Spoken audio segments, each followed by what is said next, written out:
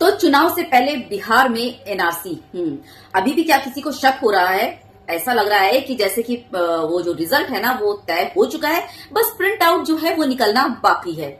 ऐसा लग रहा है कि पूरी तैयारी हो चुकी है। बिहार में भी जिस तरह महाराष्ट्र में हुई थी वोट की धांधली, जिस तरह से धांधली करके वोट बटोरना और सत्ता हासिल करना, वही जो है वही वाला जो है चलाया जा रहा है। तीर और बाण कमान जो भी आप बोल लीजिए, है ना, बिहार में सत्ता और कुर्सी हासिल करने के लिए बहुत ही चालाकी से इलेक्शन कमीशन ने ये प्लान बनाया है कि एक स्पेशल इंटेंसिव रिव्यू के तहत जो है, रिव्यू के थ्रू वो कागज मांगे जाएंगे।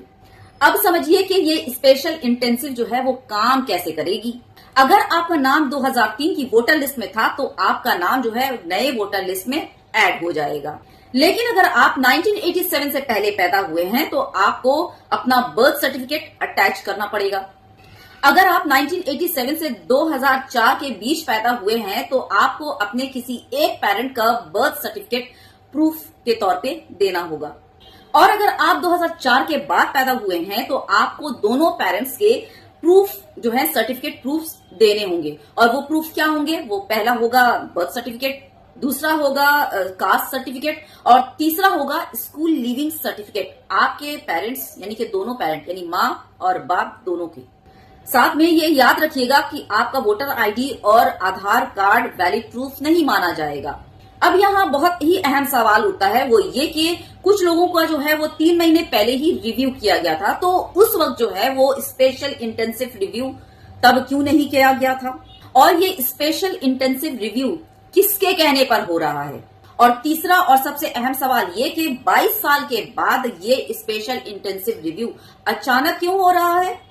और जैसा कि आप सबों को पता है कि अभी मॉनसून सीजन है, यानी बारिश का मौसम है, किसी भी वक्त बारिश हो रही है, मूसलाधार बारिश हो रही है। और ये ऐसा वक्त है जब बिहार जो है वो 70% पानी में डूबा रहता है, फ्लडेड रहता है। चौथा और इम्पोर्टेंट क्वेश्चन ये है कि आखिर आधार को वैलिड क्यों नहीं माना जा रहा है, इम्पोर्टेंट क्यों नहीं माना जा रहा है, जबकि ये भी सरकारी दस्तावेजात ही है और बहुत ही फोर्स करके ये बाकायदा जो है फिंगरप्रिंट्स, रेटिना वगैरह का जो है वो स्कैन करके वो बनाया गया है। यानी कि एक व्यक्ति के, एक शख्स के सारे इंफॉर्मेशन उसमें प्रोवाइडेड होते हैं।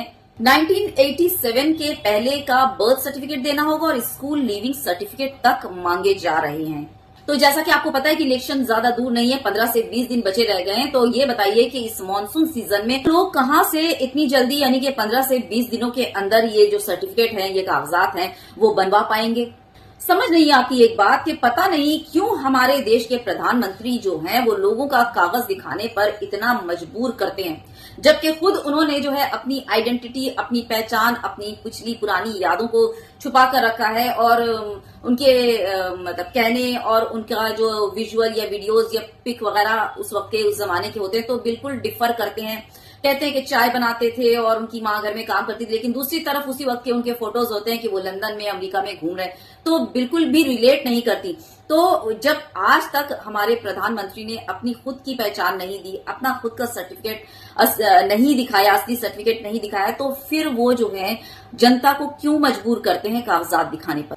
तो बस बिहार की जनता से मैं यही कहना चाहूंगी कि आपने दिल्ली वालों का हाल देख लिया है। झुग्गियां नहीं रहेंगी बल्कि पक्के मकान होंगे। देख लीजिए, आज वो झुग्गियां तक नसीब नहीं है और सड़कों पर आ गए हैं लोग, कलप रहे हैं, रो रहे हैं, क्या बोलूं, फरियादें कर रहे हैं, लेकिन कोई सुनवाई नहीं, कुछ नहीं। हाँ, तो इन चीजों को मद्देनजर रखते हुए आपका वोट आपकी ताकत, इस बात का ध्यान रखिएगा और बहुत सोच समझ कर कीजिएगा, क्योंकि 10 साल का तो भाई कम से कम 10 साल का एक्सपीरियंस तो हो गया है कि कितनी जुमलेबाजी हुई है और कौन सा विकास हुआ है और क्या क्या काम किए गए हैं देश में। तो इस चीज को मद्देनजर रखते हुए देश के लिए वोट दीजिएगा, ना कि धर्म के लिए, ठीक ना? धर्म अपने खुद के प्रैक्टिस के लिए होती है, लेकिन देश हम सबका है और हम सबकी जिम्मेदारी बनती है कि हम जो है उसके प्रति ईमानदार रहें।